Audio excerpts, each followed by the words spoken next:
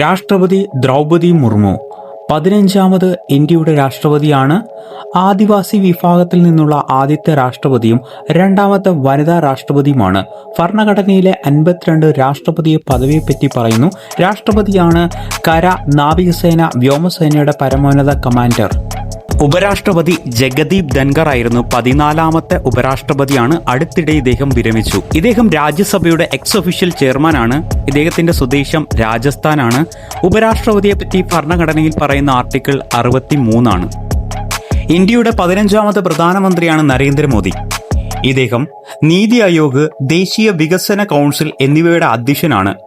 Article 75 പ്രകാരം പ്രധാനമന്ത്രിയെ നിയമിക്കുന്നത് രാഷ്ട്രപതിയാണ്.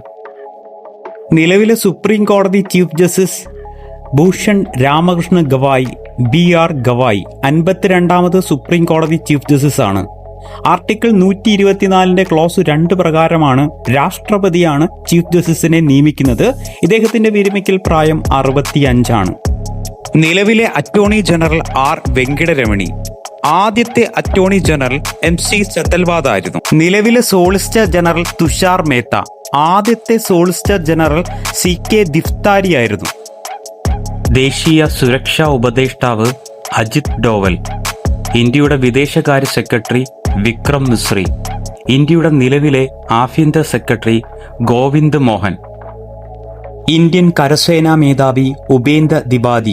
ഇന്ത്യൻ നാവികസേനാ മേധാവി ദിനേശ് കുമാർ ത്രിപാഠി. ഇന്ത്യൻ വ്യോമസേനാ മേധാവി അമിർ പ്രതാപ് സിംഗ്. നിലവിലെ chief of defence staff Anil Chauhan. നബാർഡിന്റെ ചെയർമാൻ മലയാളിയായ ഷാജി KV ആണ്.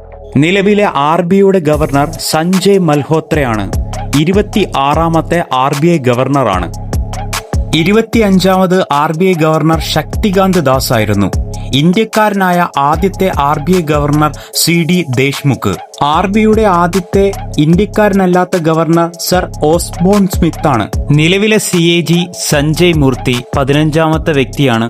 ന്യൂനപക്ഷ കമ്മീഷണർ ഇക്ബാൽ സിംഗ് ലാൽപുരിയ. നിലവിലെ UGCയുടെ ചെയർമാൻ വിനീത് ജോഷി. 23ാമത് ലോ കമ്മീഷണർ ദിനേശ് മഹേശ്വരി. നിലവിലെ മനുഷ്യാവകാശ കമ്മീഷണർ R രാമസുബ്രഹ്മണ്യൻ. നിലവിലെ വനിതാ കമ്മീഷണർ വിജയ് കിഷോർ രഹാത്കർ.